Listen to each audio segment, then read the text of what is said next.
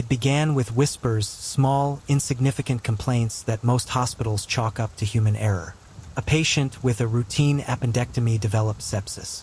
A young mother who had come in for minor gallbladder surgery bled out in recovery. An elderly man, stable after bypass surgery, never woke up from anesthesia. To support this channel, kindly like and hit the subscribe button for more thrilling content. At St. Augustine Medical Center, nestled in the bustling heart of a European capital, the leadership initially dismissed these incidents as the tragic cost of medicine. Complications happen. No system is perfect. But what they didn't know then was that behind those sterile walls, one man's hidden obsession was unraveling the very core of their institution.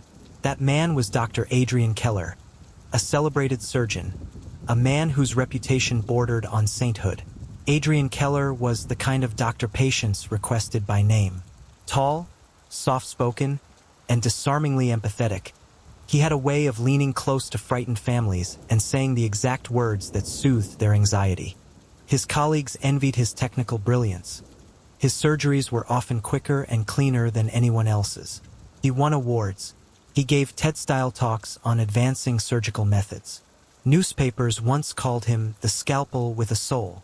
But behind the accolades, there was something darker, a quiet obsession that no one suspected. The first real red flag appeared in late 2017. A nurse named Elise had noticed that post-op infections in Keller's patients were disproportionately higher than in others. She flagged it in a quarterly review meeting. "Maybe it's just bad luck," one of the senior physicians said, waving it away. Keller smiled gently and admitted perhaps he was taking on riskier cases than most. Everyone nodded, but Elise couldn't shake the feeling. She began tracking Keller's patients informally. After 3 months, she had tallied 12 deaths under his care that she classified as unexpected. That number was nearly 3 times higher than any other surgeon on staff.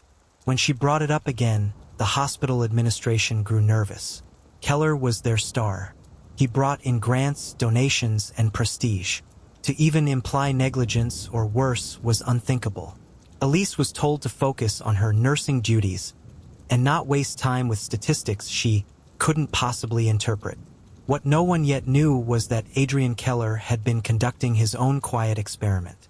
Obsessed with surgical innovation and the dream of being remembered as a medical pioneer, Keller had been using unapproved experimental techniques on unsuspecting patients. He was altering suturing methods, testing new incision patterns, and even injecting patients with unlicensed compounds meant to speed up healing. His reasoning, at least in his mind, was noble. Medicine only advances when someone takes risks. But he took those risks without consent, playing God with people who had trusted him with their lives. And when things went wrong, as they often did, he carefully documented the outcomes in private journals, convinced that someday his research would change the world. By 2019, murmurs inside the hospital grew into outright panic. Death rates in Keller's wing were undeniable. Families were beginning to ask questions. Lawsuits trickled in. Whispers of malpractice turned into rumors of deliberate harm.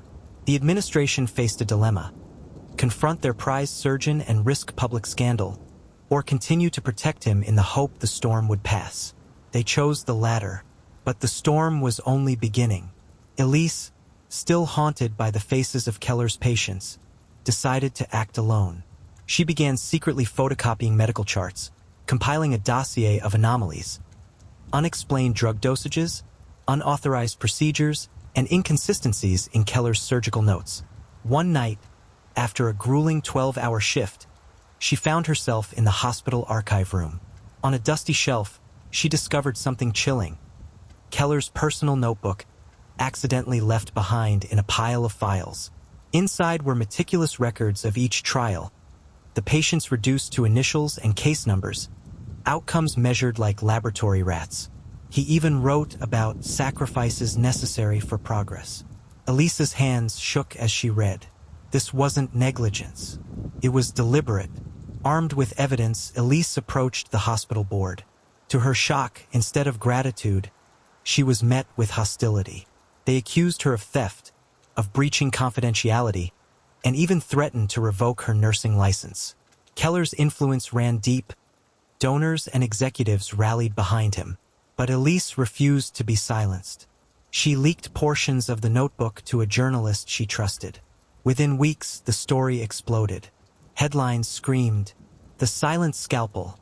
Is St. Augustine harboring a killer surgeon?" The public was horrified. Keller, the man they once praised as a national hero, was now branded a monster. The fallout was immediate and devastating. Patients fled the hospital. Lawsuits mounted. The health ministry launched an emergency inquiry. The prestigious institution, once a beacon of healing, teetered on the edge of collapse. Keller was arrested on charges of gross negligence, unauthorized human experimentation, and manslaughter. His calm demeanor never wavered. Even in court, he spoke eloquently about the burden of innovation and insisted history would vindicate him. Some believed him, whispering that every great medical advance was once condemned. Others saw him for what he was, a narcissist who cloaked cruelty in the language of progress. For the families, no trial could ever undo the damage. A father still set a place at the dinner table for his lost daughter. A widow kept her husband's watch. Frozen at the hour his heart stopped on Keller's table. Elise herself was torn between relief and guilt. She had exposed the truth, but at a cost: her career, her safety, her peace of mind. She received threats, was ostracized by former colleagues, and struggled with nightmares of patients begging for help. And yet, she became a quiet hero to the families. Without her, Keller might still be practicing, hidden behind the sterile mask of medicine. Dr. Adrian Keller was sentenced to 35 years in prison. His notebooks, once seen as dangerous evidence, are now locked away in a sealed archive. Historians and ethicists debate his legacy. Was he a madman or a visionary undone by arrogance? St. Augustine Medical Center eventually reopened, though its reputation never fully recovered. A plaque in the lobby honors the victims, a silent reminder of what happens when ambition eclipses humanity. As for Elise, she left the medical field entirely. She lives quietly now, but every so often, she receives a letter from a grieving family, thanking her for the courage to speak when others stayed silent. And somewhere in a prison cell, Adrian Keller still whispers to anyone who will listen, "They'll remember me. Maybe not today, maybe not tomorrow. But one day, they'll see I was right." Thanks for watching.